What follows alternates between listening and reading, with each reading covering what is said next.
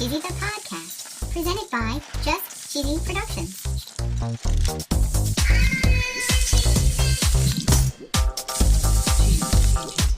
Hi there, I'm your host, Fondue. In this week's episode, we're going to talk about DNA and cheese. Whoa. We're talking DNA and lactose tolerance. Ooh. We're talking DNA and smells. Ew. And we're even going to talk about DNA and cheese identification. Whoa. We're going to discuss human DNA and how it was used to make vegan cheese. What? And we're going to learn how DNA on cheese has helped solve crimes. Wow. And of course, every week we tell a new, very cheesy joke. Yeah, Stay joke. tuned for episode 76, 23 and Cheese, on Just Cheesy, the podcast.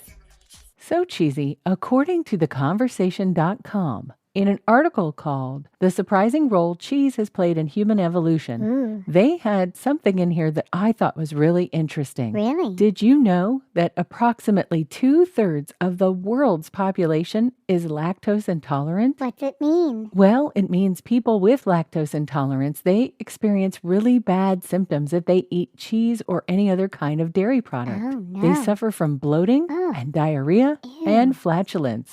Fart. Yes, that's right. The article discusses a lot about bioarchaeology. Whoa. You see, for quite a long time, humans were unable to drink milk after they grew out of infancy. Aw. Because like the people of today who are lactose intolerant, they lack the ability to process the sugars in the dairy. Oh. The scientists used ancient DNA analysis, Wow. and they found the appearance of the lactase gene all the way back in 2500 BC. Holy cow. But they said there's even evidence from the Neolithic period that milk was being consumed. Whoa. So this analysis lets us see a shift in our DNA going back all the way to 2500 BC. Whoa. But did you also know that DNA can play a role in how you smell? It can? Yep, it's true. According to LATimes.com, scientists are studying the DNA of hundreds of people and they're testing their sense of smell. Whoa. Richard Newcomb of the New Zealand Institute for Plant and Food Research spent much of his career examining smell in insects. Ew. He turned his attention to humans, Okay. and he thought there might be a way to help food industries target their foods to people that might appreciate them more.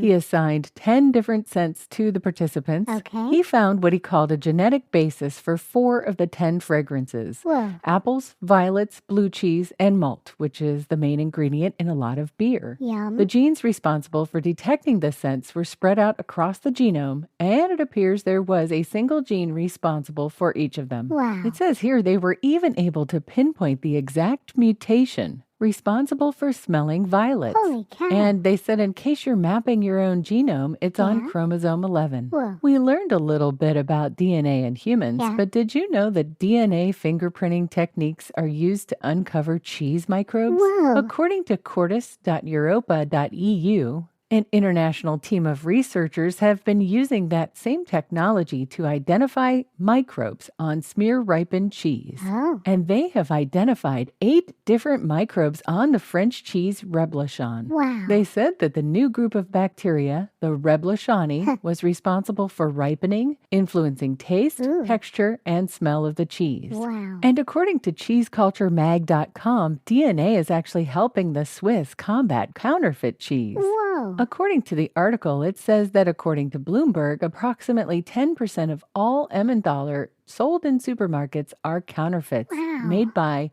Italy or other countries. Oh, no. And this cheese is usually produced under tight regulations. Yeah. The article goes on to say that scientists have actually identified a bacteria that can be added to true Emmentaler without altering the appearance, texture, or taste. Interesting. And because of this, they can send the cheese from a grocery store back to a lab in Bern Whoa. for DNA testing to make sure it bears the strains of the special bacteria. Wow. If the cheese is found to be counterfeit, they ask the retailer to pull it off the shelves and reveal the supplier. Whoa. And the organization can apply for an injunction and even sue for damages. Whoa. And according to a SmithsonianMag.com article, Scientists have been sampling cheeses from all over the world to extract the DNA. Really? They match the DNA genes to existing databases, and they can identify which organisms are present in the cheese. Wow. And they say here, and I quote, the way we do that is sort of like microbial CSI, when they go out to a crime scene investigation. Wow. But in this case, we are looking at what microbes are there. Whoa. When the scientists examined ripened cheeses, they found microbiomes, and this showed just a very slight resemblance to the original cultures. Really? And more than half of the bacteria present were new. Really? So they wanted to know where they came from. Yeah. And some of them were from places other than cheese. Oh. They found ones that were commonly found in soil,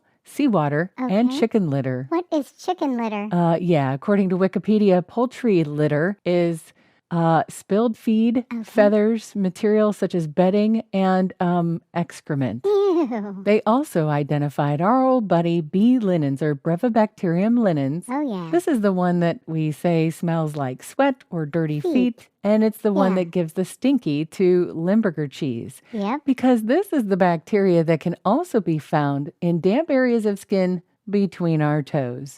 So DNA is used to tell us what is in and on our cheese. Wow. Limburger cheese is not a sponsor. Nope. But if it was, the ad would go right here.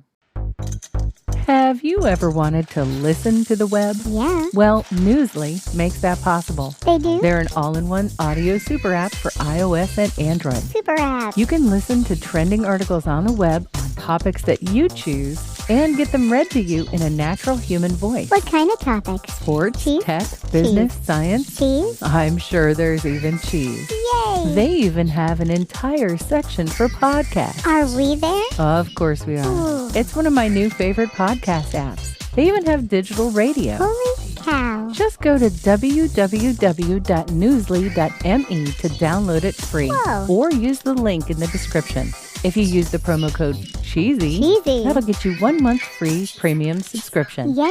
Newsly. Now, back to the podcast. Did you know that according to news.sky.com, they're using human DNA Oh. and baker's yeast in order to make vegan-friendly cheese? People cheese? Well, they're not actually taking the real DNA, but they are using DNA blueprints. Oh. They're inserting that into the yeast. Phew. It creates cheese that is vegan compatible because of the lack of animal products. Ah, okay. And they're even hoping that the milk proteins made from our species will mean less chance of allergic reactions. Nice. Did you know that DNA left on cheese has been used to solve several different crimes? Really? According to link.springer.com, there was physical evidence in the form of what they called a high-quality bite mark High quality. discovered on a piece of cheese found at a scene of a crime. Whoa. They used DNA samples that they collected from the burglar, and they matched it to the bite mark, Oh. which had saliva on it from the crime, and they were able to identify the suspect. Holy cow. And according to discovermagazine.com, this isn't necessarily DNA, but they were able to use a cheese bite mark and compare it to the bite mark of a murder suspect. Whoa. The suspect bit into a piece of cheese. Yeah. It left marks. They were able to use a local dentist, Whoa. and they used white plaster to make casts of the bite marks in the cheese and also of the teeth of 3 suspects. Whoa. And according to insider.si.edu, they've actually been testing the theory of using food to identify people's DNA. Wow. They used things like apples and manchego cheese and chocolate donuts. Ooh. Apples didn't work well because there's so much acid in the apple's juice that it breaks down the DNA at room temperature. Oh. Because cheese was solid and firm, the saliva stayed on the surface, Whoa. and the donut was porous, so it absorbed saliva. Wow. So they were both used, and they both did a great job. Wow. So I guess the bottom line is, if you're going to commit a crime, don't leave any food behind. Yeah, eat it. This is not an endorsement of committing crimes. Don't do crime and stay in school. I think I'm ready for a joke, Cheesy. Yeah, me too. Okay. What did the cheese say when it learned about DNA testing? I have no idea. I hope they don't find any wayward DNA. Oh my, that was so bad. Listen, it was really hard to either create or find a DNA and cheese joke, so you have to appreciate what we've done here. But it was not good. I know. It may not have been good, Nope. but it was absolutely a little bit cheesy.